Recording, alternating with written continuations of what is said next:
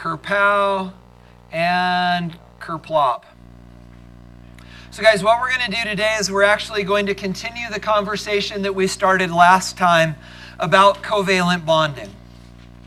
And we added an interesting layer to our conversation about covalent bonding, which was, what do we do when we have a molecule that could have more than one Lewis dot structure and they both work? And again, we found out that the tiebreaker, if you will, was to figure out the formal charges. And guys, you didn't ask, and I forgot to highlight it. So we didn't look at any of the homework questions when you were calculating formal charge. So maybe I should ask to make sure. Are you guys all clear on the idea that when you calculate formal charges, you're not calculating the formal charge on the molecule? You're calculating it on the individual atoms, and then the structure that's favored is the one where the formal charges on the atoms are minimized. You're really okay with that? Because guys, what I'm going to see on the test is you are going to try to be calculating formal charges for molecules, and you're going to end up running yourself into a dead end, because what you'll find out is if you add up all the atomic formal charges, they all had better add to the same thing. So you're okay with that distinction? Okay. So guys, what we're going to talk about is this. This is kind of an interesting other side to the same coin. So we said previously that if you've got a molecule with two Lewis dot structures and they both work, the one that's favored can be identified with formal charges. Now guys, what about this? What if we've got a molecule when one molecular structure, one Lewis dot structure, is not enough? So now it's not, we've got multiples that are different and we can figure out which one is favored. What if we've got a molecule that can have more than one Lewis dot structure and they're both right? And guys, what I'd like to do is I'd like to show you an example of this. Consider the ozone molecule. Guys, please consider the following. Guys, ozone is O3. Draw its Lewis dot structure in your notes. Make it big. We're going to label it.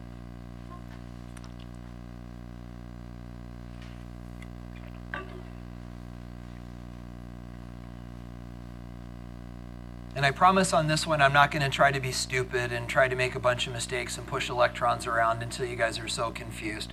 We're going to do this one right.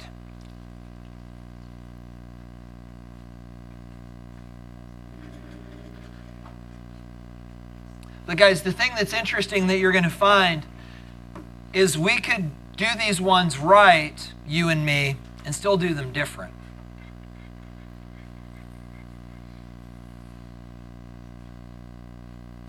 And along the way, we're going to learn an interesting principle. So guys, did you all have a chance to do it? Did you get something? You're okay? So let me draw mine.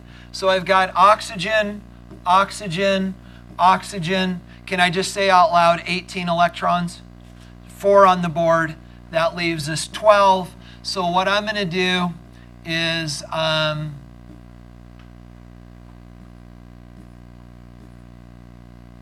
so 2, 4, 6, 8, 10, 12, like so.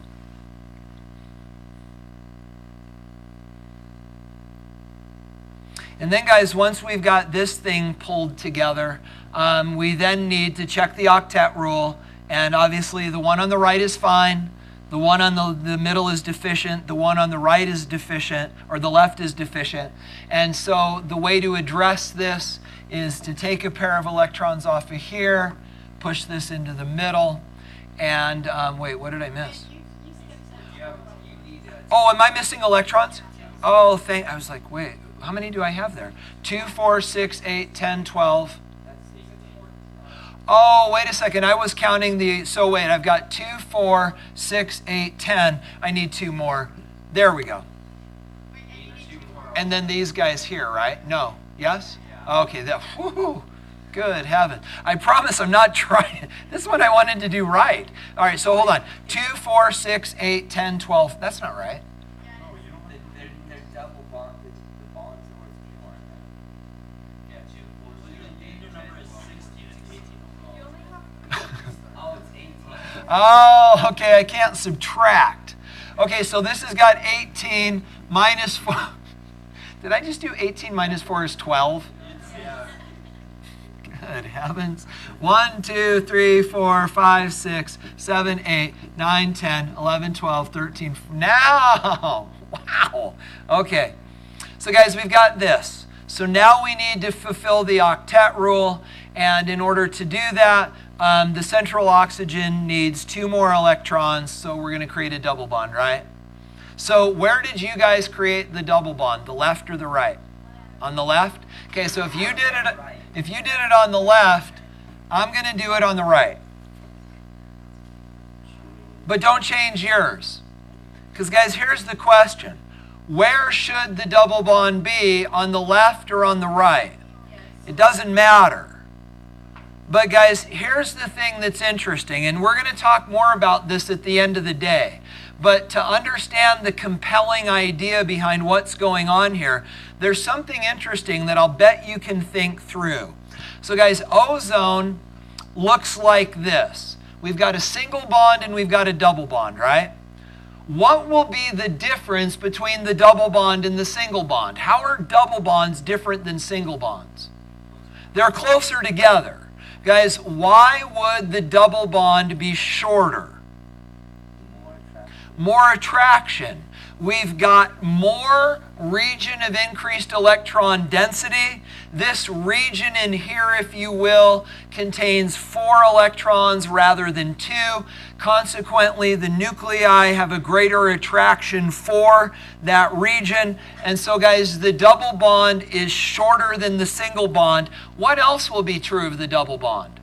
It's stronger. So guys, and we're going to go over this briefly at the end, but if you understand this, you're good. Guys, double bonds are shorter and stronger than single bonds. Is that okay? Okay. So guys, this is the thing that's interesting. You can actually measure the length of these bonds. So a single oxygen-oxygen bond. Go ahead and write this in your picture, regardless of where you put your single and double bond. Guys, a oxygen-oxygen single bond is 1.278 angstroms long. Not a number you need to know. It's a 10 to the negative 10th meters. It's a 10th smaller than a nanometer. So guys, the bond length of an oxygen-oxygen single bond is 1.278 angstroms. So now, guys, what should the bond length of this be compared to that? Shorter, not half. It's not twice as short, but it should be shorter. Now, guys, here's the thing that's interesting. If you take a molecule of ozone and measure its bond length, and by the way, guys, do you know how they do that? It's really cool. It's called X-ray crystallography. What they actually do is they take the ozone and they freeze it. And then they shoot X-rays through it, and the ozone causes the X-rays to scatter. And by looking at the scattering pattern, you can work backwards and figure out how long the bonds are. A great analogy for this, have you ever taken a garden hose and sprayed it through a screen door? And it makes the water scatter? If you could create a really tight beam of water, and if you were to shoot it through a screen door and then look at the splatter pattern on the back of it, you could actually work backwards and figure out how big the size of the little holes in the screen is. Does that make sense? You can do the same thing here. It's called X-ray crystallography. And they take these substances, they freeze them, they shoot X-rays through them, then work backwards, and they can figure out the bond lengths. Anyway, with that said, guys, they did this to ozone. They put ozone, froze it, figured out the bond lengths, and guess what? It turns out that that bond is exactly the same length as the other one. Only just recently. Only recently have we been able to model these things mathematically because it's all about forces and interactions. They were first measured. But guys, here's the tricky bit. But this is the reality. When they found the bond lengths in ozone, it turned out that surprisingly, they were the same. But when they went back and analyzed this data, here's what they found out. This number, 1.278 angstroms, which is the bond length in ozone, is actually shorter than an oxygen-oxygen single bond, and yet longer than an oxygen-oxygen double bond. I can. So here's what we found out. This number, 1.278 angstroms, is actually shorter than an oxygen-oxygen single bond, but longer than an oxygen-oxygen double bond. Be careful with average, but right now you could think of it as being an average. It's not a true average, not yet. It's not a true average, but it is in the middle, and you can think of it as an average. Guys, the question is why? Why is it that this bond is in between the length of a single bond and a double bond? The answer is this. Because the bond is in between a single bond and a double bond. And guys, this is how we know that. Remember when we originally drew our Lewis dot structures, and many of you drew your double bond in this direction, and so I purposefully drew my double bond in the other direction? Remember that? Which one of us was right? Both. Guys, it turns out, listen carefully, it turns out that because this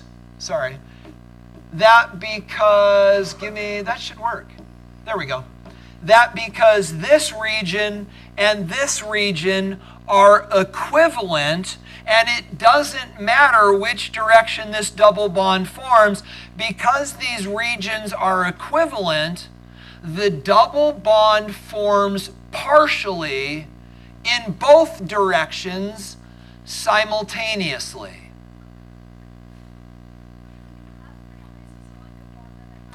That's where you've got to be careful. Guys, I'm going to give you in a minute a list of do's and don'ts. So if you want to think of this as a 1.5 bond, you are more than welcome to think about it that way in your head. And even sometimes in organic chemistry, they draw it that way. Many times in OChem, they will actually draw this bond like this. They will show it existing partially in both directions simultaneously, and they will allow for this idea of calling it a 1.5 bond. Guys, you are more than welcome to think of it that way, but never say that out loud. Never write down 1.5 bond. They will not give you credit for that on the AP test. If you want to think about it that way, it's not totally wrong, but guys, understand that's not the way we describe it, and I'll show that to you in a minute. So, just a moment. How then, guys, do we think about this? Well, guys, this is how we think about this. Write this in your notes. So, guys, this is what we are then saying, that this double bond could exist in the left, or it could exist to the right. It could be the structure that's on, this is weird, the structure on the left where the double bond's on the right, or the structure on the right where the double bond's on the left. You think I could have organized those better. But, guys, the bottom line is this double bond could be in either place. Thank you. Oh, thank you.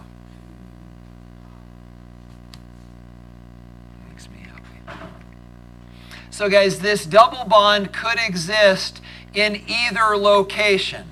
So it could be the one that's on the left, it could be the one that's on the right. So guys, which one of them is correct? Both. So how do we represent that on paper? And the answer is write them both and then separate them with a double-headed arrow. Now guys, you ready for nitpicky? Don't shoot the messenger. They will call this into question if you draw the same arrow that I just drew in blue. Because what does that arrow mean? Equilibrium. And these are not in equilibrium.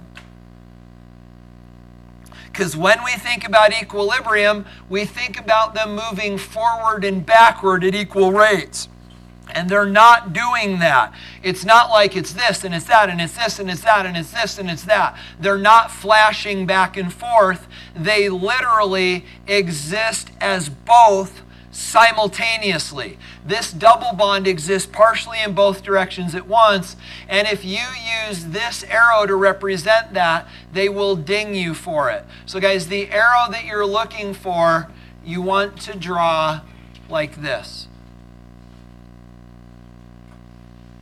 You okay? So guys, how then do we talk about this? These are the things that you need to understand. So, these two structures are equivalent, except for the placement of the electrons.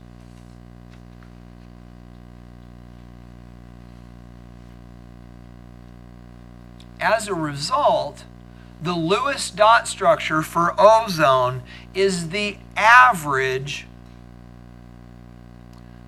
of both possible structures.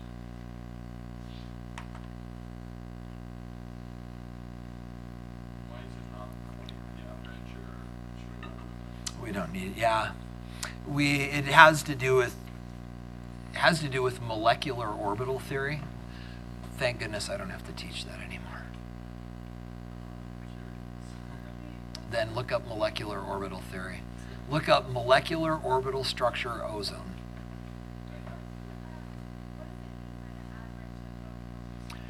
So what we're saying is that that double bond is not here and then there and then here and then there and then here and then there.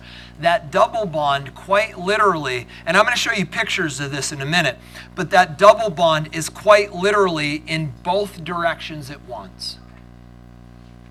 So guys, how do we talk about this then? Well guys, this is one of the terms that we use. The word conformations. So each of these is what is called a conformation for ozone. So when we represent ozone or other molecules that do this, we represent these by including both conformations and then a double-headed arrow between them that shows that it could be both. But it's really the average.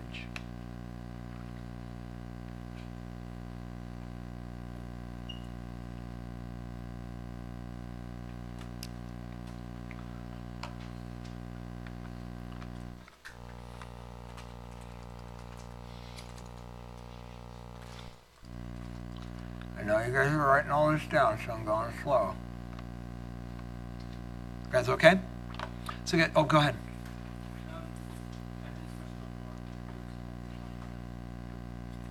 Why doesn't it just form another bond between the two oxygen bonds? Good question. Why doesn't it become cyclic? And the answer is some molecules do. But if I show you this, I think you'll see why in this example.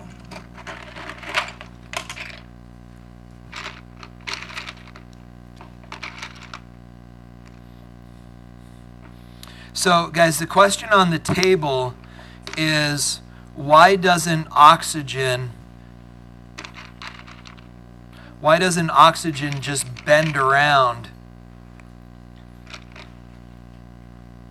and form a triangle? So this is ozone. one of the conformations of ozone, but to have the conversation, we've got to pretend like it's one or the other. So why doesn't this bend around? And the answer is because it creates so much strain. I mean, you can literally see it.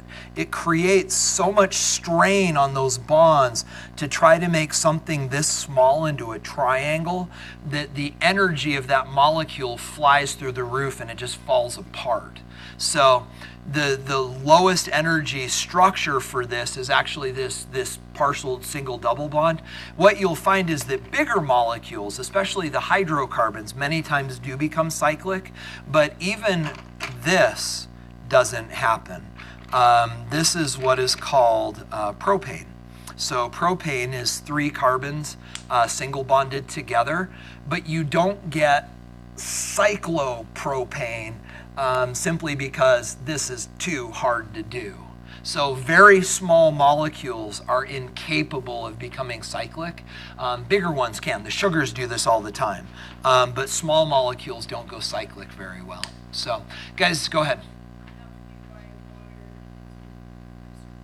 Well, but water couldn't anyway, because hydrogens can only form one bond, so they can't do that. But even if they could, they wouldn't, because it creates too much stress. Okay, so guys, are you comfortable then with this idea that ozone and other molecules that do this are not oscillating between one and the other? This is not an equilibrium. It's not like double bond on the left, then the right, then the left, then the right, then the left, then the right. It's not flashing back and forth.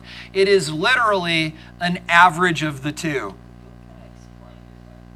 What's that? It seemed like in the book he was explaining it. No, actually the book does a nice job of explaining it. And if you want to look, guys, you're welcome to find this in your book with me if you'd like. If you look on page 310.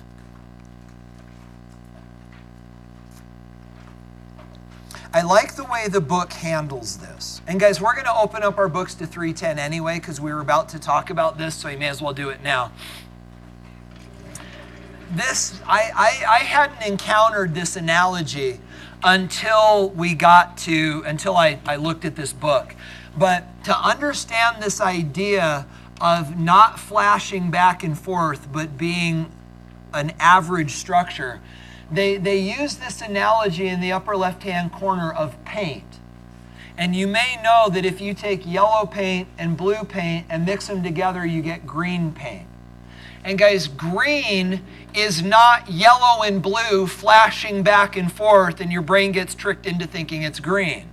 Quite literally, green is a new color that is the bringing together of yellow and blue. Similarly, ozone is not 2 double bonds flashing back and forth. It is literally a partial double bond that exists in both locations simultaneously, and consequently, it is a new structure. It is an average in the same way that green is the average of yellow and blue. Go ahead. Yeah, you will not. Does it do that in here?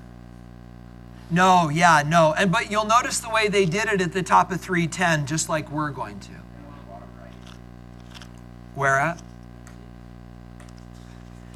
Yeah, so if you look down in the right margin of 311, they write the double bond dashed wise, but you will never do that. Even if you look at sample exercise 810, where you've got SO3, sulfur trioxide, you'll notice that here we've got 3 different conformations. That double bond can be in any of those 3 locations, and consequently we draw all 3 conformations with the arrow separating them. Do you get the idea? Okay, so guys, let's talk about the verbiage, if you will, that we are going to use to describe these things, and then I'd like to look at one more example with you. So, and guys, we're okay with this, right? It's the average of both with equal bond lengths. Okay, so, guys, these are the do's and don'ts. What do we call this phenomenon? What words do we use to describe this type of molecule? And guys, we call these resonance stabilized molecules. So, intelligently, you could say ozone is a resonance stabilized molecule. Okay? Now, if a molecule is resonance stabilized, like ozone is, it will have multiple conformations.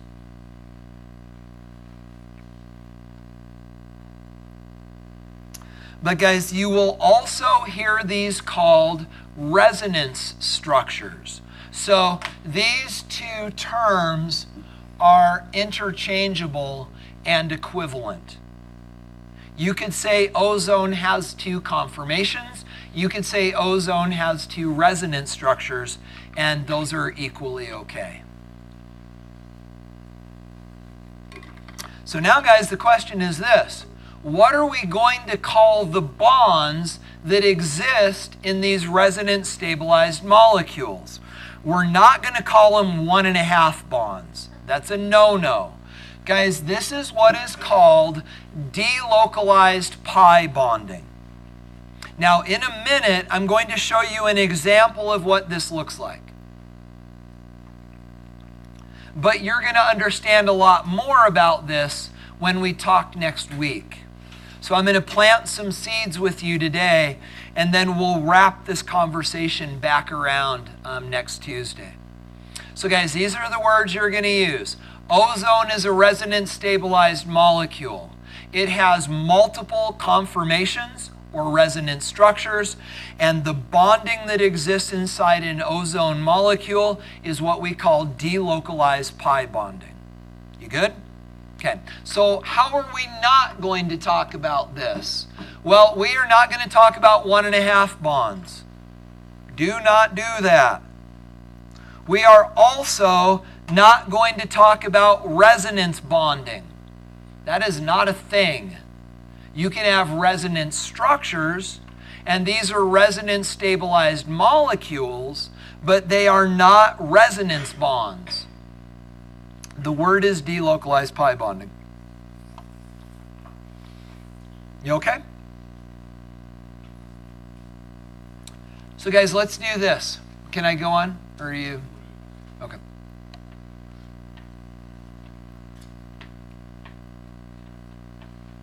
Yeah.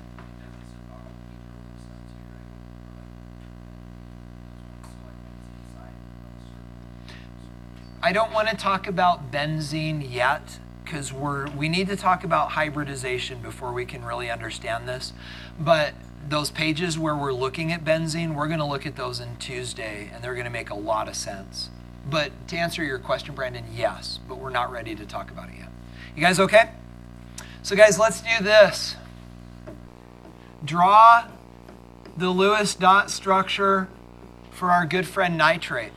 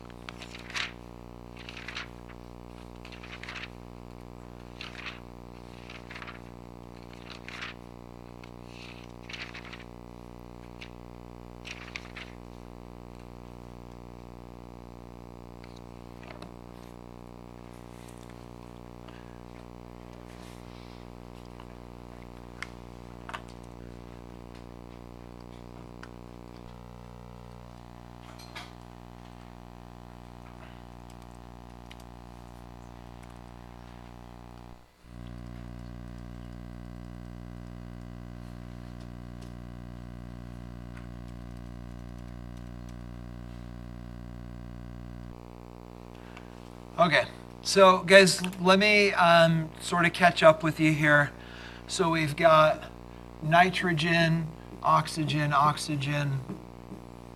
I know that eventually this is going to be trigonal planar because I know that there are 3 bonding domains, so I'm just going to draw it as trigonal planar right out of the chute. So we've got 5, 18, and 1. Hopefully I can do math a little bit better than I've done in the past. So guys, I've got 18 valence electrons. Is that right? I'm trying not to do anything stupid. Well, right, so sorry. I've got 18 electrons left.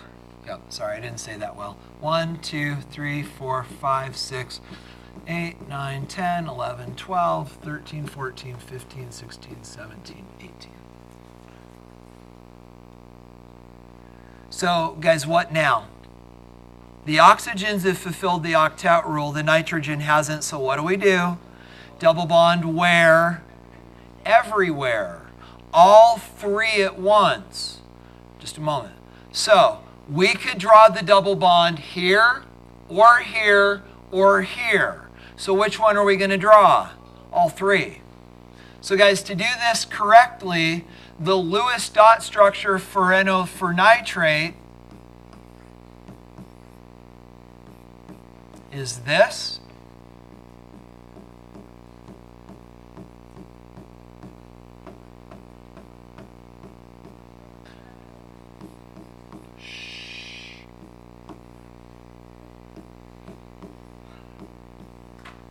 I get to make the same mistakes you're going to make on the test.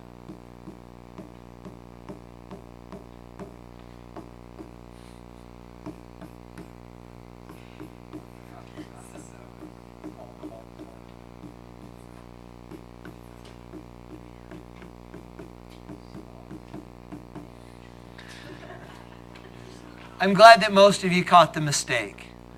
But guys, if you don't see the mistake, on the AP test, you would get no credit for this for a couple reasons. One of them is that these have got to be separated by the double-headed arrows. But guys, there's actually something else that's missing. Technically, these should be in brackets with negative signs. If you remember, we said that the Lewis dot structures for ions go like this. But guys, that said, interestingly, the AP authors will give you some wiggle on this. If you don't put these in brackets with the negative sign, they actually won't mark it wrong. But there's still a mistake. And guys, I think a lot of you see it, but let's talk about it. So as I was originally drawing the Lewis dot structure, I got to here, and I realized that I needed a double bond, and that double bond could be in any of the 3 locations. So what I did then is I drew all 3 of them with the double bond in each of the 3 possible locations. What was the mistake that I made? Not removing the pair of electrons that form the double bond. So guys, regardless of where you put the double bond, say I put it in the bottom left, I've got to take these off and then move these in. And if you look at my drawing, I didn't do that. I just threw in the double bonds and then kept the 6 valence electrons. Sorry, that should be that. And then kept the 6 valence electrons on my double bonded atoms, violating the octet rule. So guys, the trick is that when you draw these double bonds, be really careful that you don't forget to remove the pair of electrons that are contributing to the double bond. So this is what the Lewis dot structures for the 3 resonance structures for nitrate would look like. Oxygen has 6 valence electrons, right? Correct. So 6 times 3 is 18. Correct. Plus 5 is 23. Mm-hmm. Minus 1 is 22. Oh, plus 1. That's right. Yep, there you go. You okay? So guys, this is what you need to know about this idea of resonance stabilization. So now let's look over the horizon a little bit. Guys, grab your books and open up, you're already there, page 310. And you'll notice that the book did a really nice job of typing these out for us there in the middle of page 310. And guys, this is how we would represent the 3 conformations of nitrate in the resonance stabilized compound NO3-. Good? Now, let's look at what we're going to do a better job of understanding on Tuesday and look at what does it actually look like when this double bond forms partially and simultaneously in all three directions at once. And guys, again, what words do we use to describe that? Delocalized pi bonding. Now guys, let's think. You don't know what pi bonding means. We'll talk later. But you probably know what delocalized means. What does it mean? Without location. Let's look at what that looks like. Go back to page 356.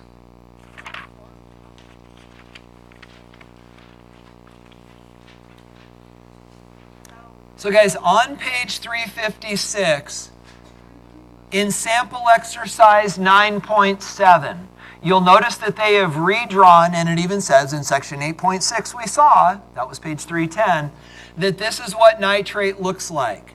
But guys, look to the left. The top image that you see where you've, here, I don't have a digital copy of this, so let me just show you. Double bond looks like. Drew is a black line, is the bond that is in the bond axis. They've actually drawn the plane of the molecule. And guys, that bond that's represented with a line, you'll find out later is what is called a sigma bond. Then, the bond that looks like pink is actually what is called a pi bond. And you'll notice that it exists above and below the bond axis, and both of those pink lobes together is the second bond in the double bond, and we call it a pi bond.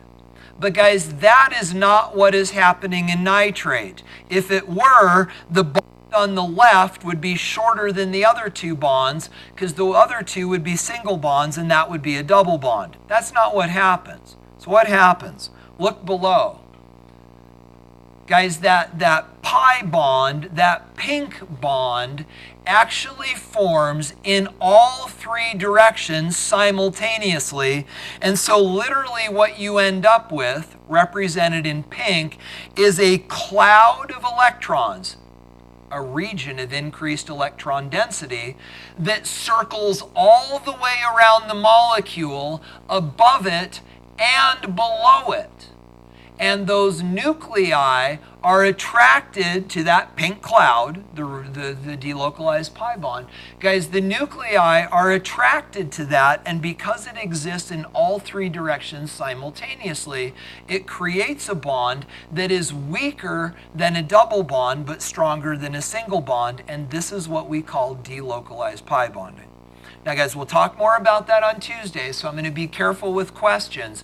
All you need to understand right now is that bond smears, if you will, in all three directions simultaneously. Try it. Is that an average? We're not going to talk about that. You just need to know three directions at once. Okay, so, sorry, I had a question just about, like, that bonding just on the screen. Yes. You know when the oxygen has 6 electrons? Yes. When they go to bond, like, I'm just, like, trying to wrap my head around, I don't know if you talked about last time or not. How does that have 6 electrons and then a bond? Yeah, right. So your problem isn't with this, your problem's with this. Right, how does that work? And do you understand Catherine's concern? If oxygen has got 6 valence electrons, how many bonding sites does it have? 2, right? Can you picture that? 6 valence electrons, 2 empty spaces, 2 bonding sites. So how is it that oxygen can form this structure where it only forms 1 bond? I'm going to do everything that I can to draw this for you, realizing that I'm a horrible artist, okay? Let me just, I've never tried to draw this, but I'm going to do my best. So nitrogen has got 1, 2, 3, 4, 5 valence electrons. And this isn't going to completely satisfy the answer, but try this on for size. So let me redraw this just really quickly so we have something to reference.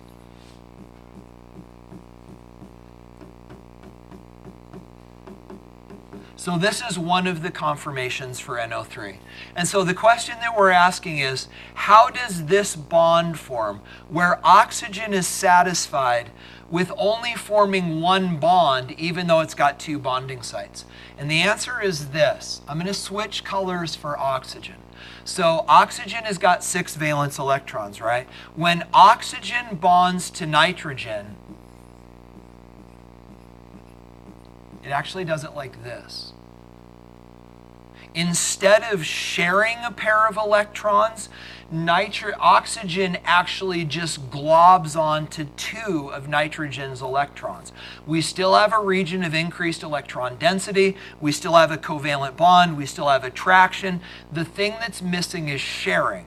We're not sharing. It's actually nitrogen donating 2 and oxygen donating none. So, and that continues throughout the molecule. So the way that that happens is nitrate has a -1 charge, right? That other electron goes right there. So the -1 charge from the electron from, and then that creates another one, and then these dudes create the double bond. So here's the trick. Let's talk about this briefly. So that is a different type of covalent bond. It has a different name. It's what is called a coordinate covalent bond. So let's define that. A coordinate covalent bond is a covalent bond that forms through not the process of sharing, but through the process of one atom grabbing onto 2 electrons from the other atom. Coordinate covalent bonding. With that said, you don't need to understand that. So, what have we done with this up until now? And the trick, Catherine, which is actually kind of interesting, is you've been drawing coordinate covalent bonds since this time last year, and you just didn't know it. You didn't know enough to know that this is weird, but now as you're learning more, you're going, wait a minute, that can't happen based on bonding sites. So how have we avoided this in the past? Well, the answer is this. When we did nitrate, here's what we did. 5 electrons, 18 electrons, 1 electron added up 24. And we never cared about where do those 24 electrons come from. We just said there's 24 electrons, let's spread them out and go for it.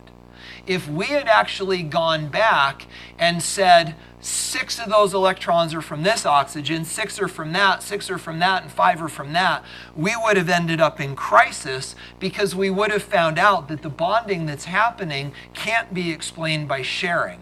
So the way to avoid it is to simply assign the electrons to the molecule rather than the atom and then just spread them out. So this avoids the problem, this explains the problem. That said, you don't need to know that for the AP test. You don't have to be able to differentiate between this is a sharing covalent bond and this is a coordinate covalent bond. But you asked, so I told you. So, yep. You guys good? We okay? All right. So guys, this is what you need to know about resonance. You're going to find out in the homework that there are lots of other molecules that resonate, and you're going to get exposure to those as you do the homework. Okay? So guys, can you do me a favor? Stop taking notes. It's going to kill you, isn't it? It's going to kill you. Okay, here's what I want you to do. Sit on your pencils. No, don't. That would be horrible. But guys, please, please, please, please, please, please, please, don't write this down. So what I'm going to do is give you a bunch of information about some really simple ideas. See if you can make sense of this and summarize. So guys, we are now going to talk about covalent bond strength. Don't write this down. Ready? Here's what we know. We are going to talk about a thing called bond enthalpy. The bond enthalpy is the amount of energy needed to break a mole of gaseous molecules into their component atoms. These are always positive values. Why would that be true? because you're breaking bonds, and to break bonds, you've got to add energy. So now we know that this addition of energy breaks bonds, and the greater the bond enthalpy, the stronger the bond, right? Stronger bonds are harder to break. So now the question is this: which bonds are harder to break? Well, guys, we can figure out the total energy needed to break all the bonds by simply adding up the energy that it takes to break the individual bonds, but that's Hess's law, which we learned back in chapter 5, and then we can say this interesting thing, that bond enthalpy and bond length have an inverse relationship. So as bond enthalpy goes up, bond length goes down. So what does this mean? It means that the short bonds are the strong bonds. That's all you need to know. So guys, which are the short bonds? The single, the double, or the triple? Okay, so triple bonds are shorter and stronger, single bonds are longer and weaker, and double bonds are in the middle. You good? Whew, we did it. Perfect. Okay, so now guys, the next thing we need to talk about is this, and obviously you can print these notes if you wanted to. Again, don't write this down. Guys, what we're going to do on Friday is we are going to come back and talk about the octet rule. We're going to start looking at greater detail at Lewis dot molecular structures. But guys, what we're actually going to talk about is their three-dimensional shapes.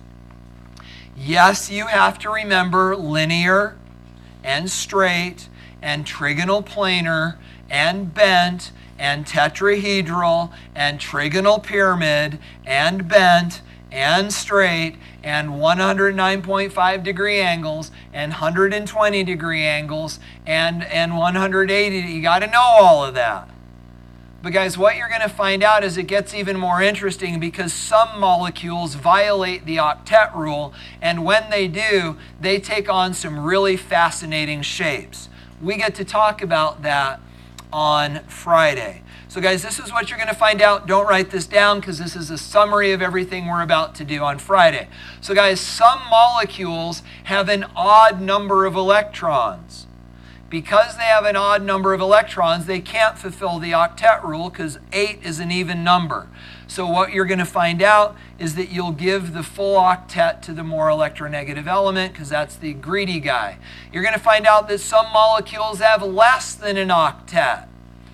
But you could create a full octet by creating double bonds, but it turns out that that's not favored, and we'll demonstrate that by calculating formal charges.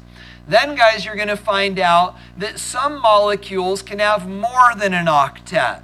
And specifically, you're going to find out that molecules from the third period down can have, atoms in the third period and down can have more than an octet. The reason is because the third period is where we find the D sublevel, and the D sublevel can become valence. So even elements in the 3p can behave as if they've got a 3D sublevel, even though we haven't gotten to the 4s yet. And when that happens, we end up with molecules like phosphorus pentachloride, which actually has 10 valence electrons, and a really cool structure, which you're going to find out is called Trigonal Bi-Pyramidal. You know how we've done linear, and we've done trigonal planar, and we've done tetrahedral? Guys, on Friday, we're going to look at the trigonal bi-pyramidal and octahedral structures, of which PCl5 is one. Then the other thing you're going to find out is that these atoms from period 3 and below, we already talked about this, can also pack bunches of valence electrons in there because they're simply big enough that it can happen. So this is what we're going to talk about on Friday. Guys, to wrap this up, here's your homework. Just a second. So guys, your homework, write this down with me. 53A and C, 54, 55, 57, and 58. Now guys, that's not all of your homework. The other thing that you're going to do for Friday is KWL Chapter 9.